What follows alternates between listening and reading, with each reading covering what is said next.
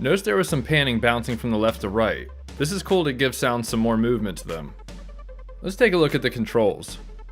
On the left we can see there are separate controls for the left and the right. So like we heard earlier, if we wanted our delay to be different for each channel, we can set those here. If we wanted them to be in unison with each other, we can press the link button here, and now the top controls will set both left and right delays at the same time. Notice the bottom's grayed out now. The beat division is the delay time in 16th notes. So if we wanted a quick delay to come in right after the sound, we can set this to 1. And the more we move this up, the later the delay will happen. Let's check out a few so we can hear it change. Jump,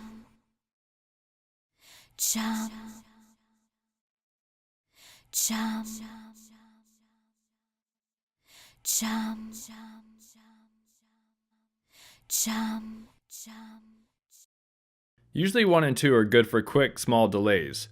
And I like to use 4 for hearing the words repeat before the next section comes in.